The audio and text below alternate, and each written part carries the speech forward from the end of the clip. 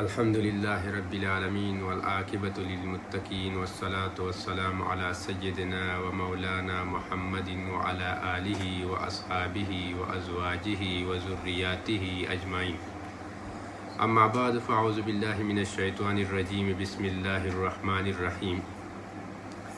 انا انزلناہ فی لیلۃ القدر وما ادراک ما لیلۃ القدر لیلۃ القدر خیر من الف شہر تنزل الملائکۃ والروح فیہا بإذن ربہ من کل امر سلام ہی حتی مطلع الفجر۔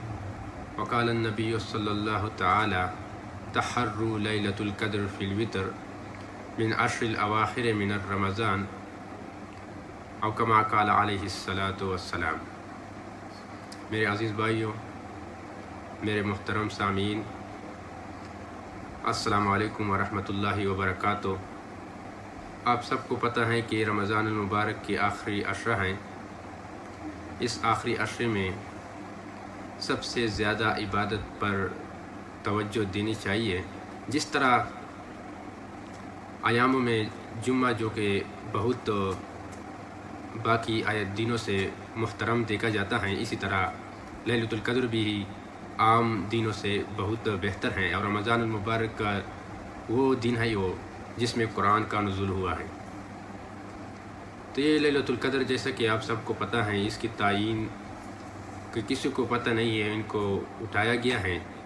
اور حضور صلی اللہ علیہ وسلم کا معمول یہ تھا کہ جب بھی رمضان المبارک کا آخری عشرہ آتا تھا تو حضور صلی اللہ علیہ وسلم اس راتوں میں خود بھی جاگتے تھے اور اپنے گھر والوں کو بھی جگاتے تھے۔ حضور صلی اللہ علیہ وسلم کمر کو کس لیا کرتے تھے، یعنی یہ کنایہ ہے اس بات سے کہ عبادتوں کو پر خوب ترغیب دیتے تھے اور عبادتوں میں بہت زور دیتے تھے اور خوب عبادتوں کے ساتھ اہتمام کے ساتھ عبادت کیا کرتے تھے۔ تو یہ ہمارے لیے درس ہیں اس بات میں کہ ہم آخری عشرے میں خوب اہتمام کے ساتھ رضا الہی کی خاطر اپنے اعمال پر خوب توجہ دے، اسی طرح نفل عبادت بھی کرے، فرض عبادت بھی کرے، روزے بھی رکھے، اور اس طرح صدقے بھی دیا کرے، اور اس طرح ہم ذکر و اذکار میں، تلاوت میں مشغول ہوتے رہیں۔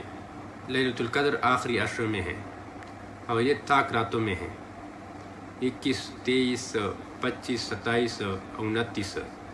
ان راتوں میں لیلۃ القدر کی امکان زیادہ ہیں۔ اسی وجہ سے حضور صلی اللہ علیہ وسلم نے فرمایا کہ طاق راتوں میں، رمضان کے آخری عشرے میں اس کو ڈھونڈو۔ تو ہمیں چاہیے کہ ان راتوں میں خوب اہتمام کے ساتھ عبادت کرے اور خوب دل لگا کر عبادت کرے۔